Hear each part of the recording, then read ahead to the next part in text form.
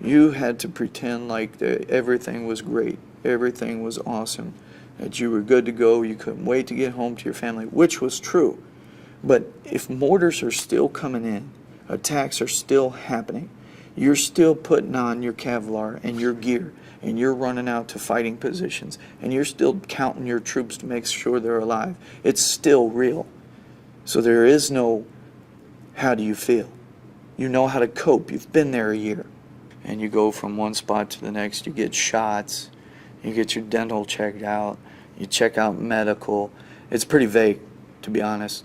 And then again, you're in this one room with what seems to be a psychiatrist. Do you have any problems? Any problems at home? I'd only been home a week. I didn't know anybody to this day that has argued with their wife in a week to the point to where they wanted a divorce. I got all these things going on. You know how easier it would have been for me if I could have been able to drive up to the hospital in civilian clothes where it wouldn't have been against my career and say, hey, look, my wife told me she doesn't love me. How do I deal with this? How do I deal with someone who's been with me for a decade who says, hey, you were gone a year. I'm sorry, but it helped me realize I don't need you anymore. I wasn't sleeping. I couldn't sleep. And over in Iraq, I had learned to abuse ephedra, and I don't think FDA even approves it anymore. But it was these pills that had ephedra in them, and when I got back, they're gone. The government had taken them. So now I'm coming off 2 years almost of abusing 200 milligrams of ephedra every morning to nothing. That started bothering me. I couldn't sleep. I was having medical problems. I started drinking. And drinking's been my worst friend for the longest time. And no one believes this, but I never got physical with Tara. I never did. I was different. I punched out windshields before. I had thrown keys through walls and stuff like that, but I'd never hit her. And that's when, I don't know what happened, but I got angry with her. I got angry with her at that point, and I did push her. I pushed her, and she jumped away from me. And she landed in the tub. And this is, I've never told anybody this. This isn't even in the court transcripts. She landed in the tub, and when she came up, the hair was over her face, and she screamed.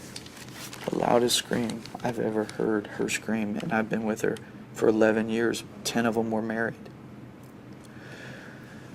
And it reminded me of those screams of fear with the mortars and stuff.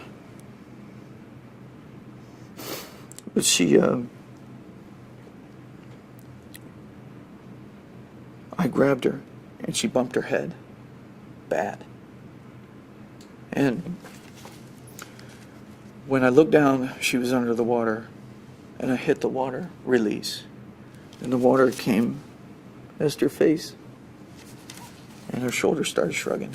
So I thought, oh God, she's awake. She's going to really put me in jail now. I should have never pushed her. So I went back in there, and now she wasn't moving. And I pulled her out of the tub, and I leaned her over, and I was scared to death. I'm like, oh my God, please no. Then I'm starting to think maybe she took water, so I'm leaning her over so the water would come out of her mouth. The CPR I tried wasn't working. So me, as an idiot, I'm afraid Joseph's going to come home and see his mom like this. So I put her in the bed, and I tried it again, and I tried it, and I tried.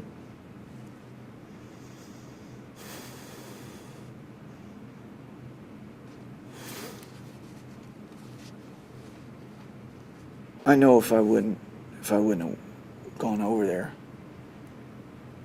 I know I'd still be married to Tara. I know that for certain. My reaction